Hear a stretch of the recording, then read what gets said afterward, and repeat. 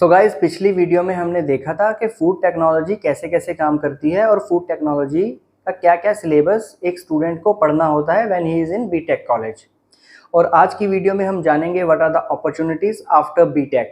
क्या क्या government job opportunities हैं, क्या क्या प्राइवेट जॉब अपॉर्चुनिटीज़ हैं, एंड एंटरप्रेन्योरशिप अगर वो करना चाहता है, बिजनेस में जाना चाहता है, अपना स्टार्टअप खोलना चाहता है, तो उसकी अपॉर्चुनिटीज़ क्या क्या हैं, क्या क्या उसको प्रॉब्लम्स आ सकती हैं या उसको कैसे चीज़ें हैंडल करनी पड़ेंगी।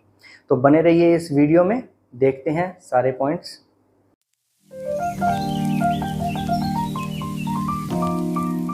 सो गाइस, अभी हम देखेंगे job opportunities after BTech, food tech, government job, private job and entrepreneurship. तो सबसे पहले देखते हैं गवर्नमेंट जॉब्स। देखिए, government jobs mainly food technology के लिए जो है वो है FSSAI। सबसे बड़ा इंस्टीट्यूट है FSSAI। हर बच्चे का सपना है कि फूड टेक के बाद उसका जॉब FSSAI में लगे, that is food safety and standard authority of India. FSSAI के अंडर FSO वगैरह की जॉब होती है, तो फूड इंस्पेक्टर्स वगैरह लगते हैं, फैक्ट्रीज की ऑडिट्स करते हैं, और वो सारा FSSAI के अंडर होता है। और हमारा एक ministry of food processing industry है, MOFPI। और जैसे अभी निफ्टेम कॉलेज का मैंने बता रहा था, वो भी MOFPI के अंडर था। तो MOFPI के अंडर भी काफ़ी जॉब्स होती हैं जो फूड टेक्नोलॉजी को लेते हैं। फिर हमारा आता है ministry of consumer affairs. Consumer affairs में देखिए, जो भी डिस्ट्रीब्यूशन सिस्टम है, जैसे आपने देखा होगा पंजाब में, हरियाणा में वीट वगैरह डिस्ट्रीब्यूशन होता है, वेयर हाउसेज होता है, वो सारा का सारा इस डिपार्टमेंट के अंडर होता है। जैसे कि FCI वगैरह, गोडाउन्स वगैरह जो बनते हैं, उनके नॉर्म्स के अकॉर्डिंग वहाँ पे सामान रखा जा रहा है कि नहीं, कितने बैग्स आए, गनी बैग्स की क्वालिटी कैसी है, राइस की क्वालिटी कैसी है, किसको, किस विलेजेस को, किसानों को कैसे मिलेगा, जो भी उनको अमाउंट वगैरह दी जाती है, मॉइस्चर कंटेंट चेक किया जाता है, वो सारा इस डिपार्टमेंट के अंदर आ जाता है। And then bureau of Indian standards, ISI का भी पहले इसी के अंडर आता था, और अभी ये डिपार्टमेंट में भी काफ़ी सेंट्रल ऑफिसर्स काम कर रहे हैं। देन हमारे पास आता है national bank of agriculture and rural development, NABARD. NABARD का अपने को मालूम ही है कि जो बैंकिंग सेक्टर्स के अंदर जॉब्स वगैरह फॉर रूरल डेवलपमेंट होती हैं, वो भी फूड टेक्नोलॉजी को प्रेफर करते हैं, और फूड टेक्नोलॉजी स्टूडेंट्स उसमें अप्लाई कर सकते हैं और उनका जॉब वहाँ लग सकता है।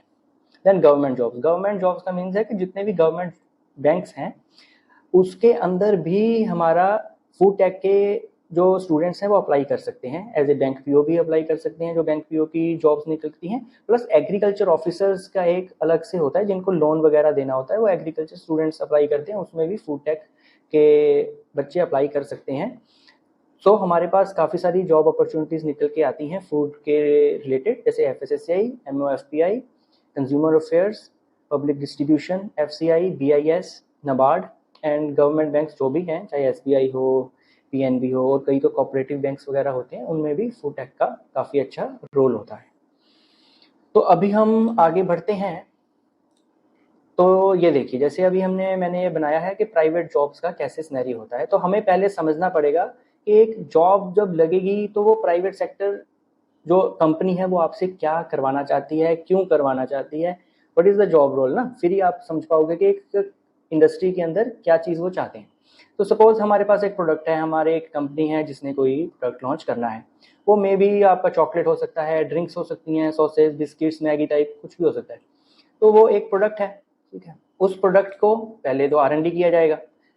R&D के लिए फूड टेक्नोलॉजी का यूज़ होगा, पूरे साइंटिस्ट मिलेंगे, डिस्कस करेंगे, सारा उसकी एसिडिटी, pH सब कैलकुलेट करके एक R&D वाली जो टीम है वो प्रोडक्ट को डेवलप करेगी। लेकिन उससे पहले भी क्या आएगा, मार्केट रिसर्च। मार्केट रिसर्च के जो लोग हैं वो सारा का सारा एनालिसिस करेंगे, वो देखेंगे कि यार इस मार्केट में ये प्रोडक्ट अच्छा चल रहा है तो हम इसको लॉन्च करते हैं। अगर सपोज कि हमने पहले रेशो देखी कि बच्चे इस शहर में, बेंगलोर सिटी में सारे के सारे वर्किंग हैं और इनके जो पेरेंट्स हैं उनको ये प्रॉब्लम आ रही है, तो हम ये प्रोडक्ट सॉल्व करेंगे, तो ये प्रोडक्ट हम लॉन्च करते हैं। तो वो मार्केट रिसर्च हुआ। R&D वाले उस प्रोडक्ट के ऊपर वर्कआउट करेंगे और प्रोडक्ट को डेवलप कर देंगे। लेकिन प्रोडक्ट को डेवलप करने के बाद सिर्फ सीधा प्रोडक्शन नहीं होगा। प्रोडक्शन के लिए क्या होगा, सप्लाई चेन। सप्लाई चेन का मतलब, अब किसी ने उसमें फ्लेवर डाला है, उसका वेंडर ढूंढना पड़ेगा। कोई राइस है, उसका वेंडर ढूंढना पड़ेगा। वो कह रहा है कि हमने उसको क्रश करना है, या तो सारा supply chain means vendor development से लेके वेंडर से देखना कि कौन सी चीज़ कहाँ से आएगी। फिर प्रोसेस इंजीनियरिंग, जो इंजीनियरिंग डिपार्टमेंट है वो सारा का सारा चीज़ देखी जाएगी कि कौन सी मशीन लगेगा, फ्रायर लगेगा या फिर IQF वगैरह लगना है, कोल्ड स्टोरेज बनेंगे, ट्रांसपोर्टेशन मॉडल्स आगे बनेंगे, तो वो सारी की सारी इंजीनियरिंग डिपार्टमेंट देखेगा। प्रोडक्ट डिज़ाइन का मतलब ग्लास जार होगा, प्लास्टिक जार होगा, वैक्यूम पाउच होगा, कैसी चीज़ें होंगी, उसके ऊपर जो हम डिज़ाइनिंग करवाएंगे, ठीक है, जो डिज़ाइनिंग वगैरह पार्ट्स है वो भी एक देखना पड़ेगा कि फ्री, क्योंकि जो प्रोडक्ट है वो जितना सुंदर होगा, जितना अच्छा लगेगा, जितना अच्छा डिज़ाइन होगा, उसकी सेलिंग उतनी ही ज़्यादा होगी। उसके बाद जब एक बार प्रोडक्ट सारा ये हमारी तीनों चीज़ें हो गई, प्रोडक्ट हमारा बनेगा, तब QA आएगा। QA means quality assurance, and QC भी बोलते हैं हम, quality control and quality assurance. तो QA QC सारा प्रोडक्ट देखेंगे कि प्रोडक्शन वाली टीम कहीं ज़्यादा प्रोडक्शन निकालने के चक्कर में ख़राब प्रोडक्ट तो नहीं बना रही है, सारे हमारे नॉर्म्स SOPs फॉलो कर रहे हैं कि नहीं। फिर जब हमारा प्रोडक्ट डेवलप हो जाएगा, उसके बाद फिर हम उसको मार्केट में प्रोडक्ट को भेजेंगे, और जब हमारा प्रोडक्ट मार्केट में एक बार चला जाएगा, फिर उसकी हम साथ साथ पहले ही मार्केटिंग शुरू की होगी। मार्केटिंग शुरू करने से हमारा प्रोडक्ट एक बार मार्केट में जाएगा, फिर हमारी सेलिंग शुरू हो जाएगी, और जब सेलिंग शुरू होगी और मार्केट में प्रोडक्ट होगा तो हमें प्रॉब्लम्स आएंगी। बंदा वहाँ पे आपको फीडबैक मिलना शुरू हो जाएगा, कोई कहेगा कि अच्छा नहीं है प्रोडक्ट बनाने में, ये हमें इशू आया, टेस्ट बहुत ज़्यादा मीठा है, कोई कहेगा कम मीठा है।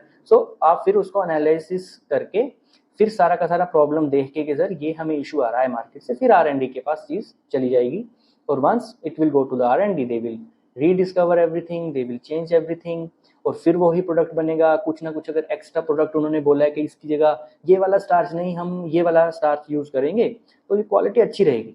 सपोज कि आपके गर्मी बहुत है, आपने कहा यार हमने तो बनाया था शिमला वगैरह टेम्प देख कर कि यहाँ पे 25 डिग्री 30 डिग्री टेम्परेचर रहता है, लेकिन जिस मार्केट में हमने प्रोडक्ट भेजा या अभी जाना शुरू हो गया, वहाँ पे टेम्परेचर है 40 डिग्रीज, तो प्रोडक्ट खराब हो रहा है। तो उस प्रोडक्ट को बचाने के लिए हमें ये ऐड करना पड़ेगा, कोई स्टार्च या कुछ अलग चीज़ें। उनके फिर सप्लाई चेन देखी जाएगी कहाँ से आएगा, फिर हर चीज़ के लिए हर डिपार्टमेंट है, तो वो सारे डिपार्टमेंट्स का योगदान रहता है एक प्रोडक्ट को बनाने के लिए। तो इस सारा का सारा ये सिस्टम है एक प्रोडक्ट के ऊपर कि कैसे कंपनी काम करती है। तो अब जॉब अपॉर्चुनिटीज़ की अब हम जब बात कर रहे हैं, तो जॉब अपॉर्चुनिटी भी इन्हीं सभी में से निकलनी है। कुछ लोग मार्केट रिसर्च करेंगे, जैसे हम टी-टेस्ट, एनोवा टेस्ट, ठीक है, डेटा एनालिसिस कर रहे हैं, डाटा एनालिस्ट का जो काम है वो मार्केट से डाटा उठाएंगे, क्वेश्चनियर्स रेडी करेंगे कि किस तरीके से क्या क्या हमने क्वेश्चनियर्स बनाने हैं, कस्टमर से क्या क्या पूछना है। फिर R&D में सबसे अच्छे से CFTRI, NIFTM, NDRI करनाल, ये बड़े इंस्टीट्यूट्स के जो बच्चे हैं वो R&D में जाते हैं। या फिर ऐसे नहीं है कि सिर्फ वही जाते हैं, जो मतलब फूड टेक रिलेटेड बंदे हैं वो R&D में अच्छा फिर काम कर सकते हैं। उसके बाद हमने जब प्रोडक्ट डेवलप हो गया, प्रोडक्शन टीम में जा सकते हैं। प्रोसेस इंजीनियरिंग वाले स्टूडेंट्स हैं या फूड टेक वालों को भी आजकल प्रेफर किया जा रहा है कि आप प्रोडक्शन में काम करिए। अदरवाइज पहले क्या होता था, सिर्फ मैकेनिकल, केमिकल, वो बच्चे प्रोडक्शन में हम ले लेते थे कि चलो हमारे फूड टेक नहीं मिल रहा तो केमिकल वाले को डाल दो, मैकेनिकल वाले को डाल दो, because he has to work on machines. लेकिन आज जैसे जैसे फूड टेक अच्छा हो रहा है, तो हम फूड टेक के बच्चों को भी इसमें डाल रहे हैं और वो अच्छा काम भी कर रहे हैं। और उसके बाद आ गया supply chain, process engineering, product design और डिज़ाइनिंग, इनमें सब में भी आपके फूड टेक के यूज़ हो सकता है। ऑडिट्स वगैरह जैसे हैसअप वगैरह होता है, HACCP, एंड उन सब चीज़ों में ऑडिट्स, जो अच्छे ऑडिटर्स बनते हैं जिनका एक्सपीरियंस होता है, जहाँ जिनका होता है कि हम बचपन से ही आफ्टर बीटेक वो ऑडिट्स में जाना पसंद करते हैं, तो एज ए ऑडिटर काम कर सकते हैं, मार्केटिंग में काम कर सकते हैं। आफ्टर बीटेक आप MBA कर लीजिए, MBA मार्केटिंग, MBA सेल्स, तो उन बच्चों को प्रेफरेंस मिलता है because they know the technical, know how के कैसे प्रोडक्ट बनेगा, कैसे सारा चीज़ें चलेंगी, ठीक है। तो सेल्स का भी काम हो गया, प्रॉब्लम्स आएंगी फिर R&D। तो ये सारा का सारा सिनेरियो एक प्रोडक्ट के अकॉर्डिंग होता है, और ये सारा एक कॉमन सिनेरियो है। चाहे एक मैकेनिकल का कोई कार है, वो कार देखेंगे कि किस तरीके की कार बनेगी, R&D होगा, सप्लाई चेन होगा। तो वैसे ही सिमिलर फूड में, फूड की इस तरीके की जॉब्स होंगी। आप कोई भी अगर प्लांट या देखेंगे, कोई भी ब्रांड देखेंगे, उनमें सब में ऐसे ही होगा। अगर कोका कोला है तो वो देखेगा कि हाँ इंडिया में हमें ज़्यादा मीठे वाला कोक भी बिक रहा है, तो वो वैसा प्रोडक्ट बना देंगे। अमेरिका वाले अगर नॉर्म्स के अकॉर्डिंग गवर्नमेंट क्या कह रही है उसके अकॉर्डिंग प्रोडक्ट बनाएंगे। तो वो डिफरेंस क्यों होता है, ज्योग्राफिकल डिफरेंसेस होते हैं, क्योंकि वहाँ की मार्केट जो बोलेगी वैसा ही प्रोडक्ट वहाँ पे बिकेगा, ठीक है। तो अभी आपको ये सारा समझ आ ही गया होगा कि गवर्नमेंट जॉब में क्या क्या सिनेरियोज हैं, प्राइवेट जॉब में क्या क्या सिनेरियोज हैं। और अगर हम मोटी मोटी कंपनीज देखें तो ये आ जाती हैं Britannia, Hindustan Unilever, Kohinoor, LT, McCain, Mondelez, MTR, Nestle, Parle, Winkies, ITC, Mother Dairy, Amul. मतलब बहुत सारी कंपनीज। अगर मैं एक एक सेक्टर भी देखूं कि अकेला आइसक्रीम देखूं तो आइसक्रीम में अमूल है, मदर डेयरी है, हमारे कोऑपरेटिव कितने सारे हैं, वादीलाल है, ठीक है। डेयरी में कितनी सारी कंपनी चलेगी। अगर मैं जूसेस का देखूं तो रियल का है, डाबर का ब्रांड है रियल, और ट्रॉपिकाना। वैसे बिस्किट्स में देखें पार्ले, ब्रिटानिया। तो एक एक सेगमेंट के ऊपर ही बहुत सारी कंपनीज है और बहुत अच्छा काम कर रही हैं सभी की सभी कंपनीज। तो इन सभी कंपनीज में हम आफ्टर बीटेक अप्लाई कर सकते हैं। और कौन सा डिपार्टमेंट हमें मिलता है वो हमारे कैलिबर के ऊपर है, हमारे इंटरेस्ट के ऊपर है कि हम प्रोडक्शन में जाना चाहते हैं, हम क्यूए में जाना चाहते हैं, या फिर हम सप्लाई चेन में, इंजीनियरिंग में, मार्केटिंग में, डिपेंडिंग अमॉन कि आप किस टाइप का जॉब रोल लेना चाहते हैं, आपकी मेंटालिटी किस टाइप की है, आपका नेचर किस टाइप का है। उन सब चीज़ों को ही देख के प्लेसमेंट्स जब होती हैं, बंदा को लगता है कि मेरा प्लेसमेंट नहीं हुआ इस कंपनी में, because they are looking for like production guy, but you are a bit about marketing, आपको मार्केटिंग अच्छा लगता है, या फिर वो नहीं होगा होगा अगर हो भी गया तो आप वहाँ पे सेटिस्फाई नहीं कर पाएंगे अपने आप को। तो अपने आप से हमेशा पूछिए कि आपको प्लेसमेंट तो लेना है, लेकिन किस फील्ड में आप जाना चाहते हो, जहाँ पे आपको ये ना लगे कि मैं एक गलत जगह पे आ गया हूँ। तो अभी हम देखते हैं, जैसे सपोज ये अभी हमने देखा था प्राइवेट जॉब का, तो ये अगर हम एंटरप्रेन्योरशिप की अब बात करते हैं, तो एंटरप्रेन्योरशिप में क्या होता है कि यही सारी चीज़ें आपको अकेले करनी पड़ती हैं। जैसे यहाँ पे एक डिपार्टमेंटल वाइज सारा कुछ किया गया है। तो यहाँ पे जब आप एक एज ए एंटरप्रेन्योर बाहर निकलेंगे तो आपको ये सारी चीज़ें अकेले हैंडल करनी है, या फिर आपकी टीम को हैंडल करनी पड़ेगी, जो कि आपका फाउंडर या को फाउंडर आपके साथ होंगे। तो उसमें आपको सारा चीज़ खुद देखनी पड़ेगी कि कौन सी मशीन लगानी है, कैसे लगानी है, ट्रांसपोर्टेशन मॉडल क्या रहेगा, पेमेंट मॉडल, डिस्ट्रीब्यूशन। तो जितने भी फूड प्रोडक्ट्स हैं उन सभी फूड प्रोडक्ट्स के अंदर एज ए एंटरप्रेन्योर हम बहुत अच्छे से काम कर सकते हैं। सपोज कोई बिस्किट आपके मन में है कि मैं अगर ये बिस्किट बना दूं तो ये काफ़ी अच्छा सेल हो सकता है। जैसे कोई नूडल्स में अगर मैं चेंजेस कर दूं तो वो अच्छी बन सकती हैं। तो वो सारी की सारी एज ए एंटरप्रेन्योर आपको ये सारी चीज़ें स्टेप बाय स्टेप करनी पड़ेंगी। तो आपका फिर बिजनेस उसी वे से आगे इस्टेब्लिश हो जाएगा। और उसमें भी आपको यही चीज़ें चाहिए। एक वो बड़ी कंपनी है, आप एक छोटे लेवल पे एमएसएमई लेवल पे एंटरप्रेन्योरशिप करेंगे तो आपका इसमें जो बहुत ज़्यादा डिफरेंस नहीं होता है। लेकिन वो एक बड़े स्केल पे है, उनके पास पैसा है, उनके पास टीम है, they have the money in their hand. लेकिन हमें एक बहुत ही कम अमाउंट के साथ शुरू करना होता है, लेकिन सारे के सारे स्टेप्स यही होते हैं, जिसमें कि आपको एक लैंड लेना होगा, यहाँ पे आपका प्लांट लगेगा, फिर आपको सेलिंग करनी है। बेसिकली तो बिजनेस का मतलब है सेलिंग। कोई भी चीज़ 4 रुपए की है, आपको 5 रुपए की सेल करनी है, and then you have to make the profit, and with time आपको नंबर ऑफ कस्टमर्स बढ़ाने हैं और फिर आपका प्रॉफिट बढ़ेगा। इसमें कोई रॉकेट साइंस वाली चीज़ नहीं है। और बेसिकली सबसे इंपॉर्टेंट चीज़ एक एंटरप्रेन्योर, जो हमारे स्टार्टिंग एंटरप्रेन्योर्स होते हैं उनके लिए होता है कि मार्केट रिसर्च जरूर करें।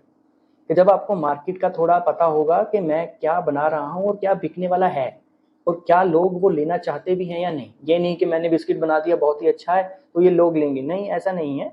आपको उसका रिसर्च करना पड़ेगा कि कौन से बिस्किट्स आ रहे हैं, लोग लेना चाहते हैं कि नहीं, कॉस्टिंग बैठेगी कि नहीं, बिकॉज कॉस्टिंग प्राइसिंग बहुत ही ज़्यादा इंपॉर्टेंट है किसी भी बिजनेस के लिए। सो गाइज, अभी मैंने आपको एक बार शॉर्ट वे में सारा बता दिया है प्राइवेट जॉब्स, गवर्नमेंट जॉब्स और एंटरप्रेन्योरशिप के बारे में। तो अगर कोई भी डाउट्स हैं तो आप मुझे कमेंट सेक्शन में बताइए। होप इस वीडियो से आपको अपॉर्चुनिटीज़ इन फूड टेक्नोलॉजी काफ़ी हद तक क्लियर हो गया होगा। We have discuss private, government and entrepreneurship sectors in food technology. अगर और कोई भी डाउट हो तो आप हमें कमेंट सेक्शन में प्लीज़ बताइए, and please like, share and subscribe my channel. Thank you.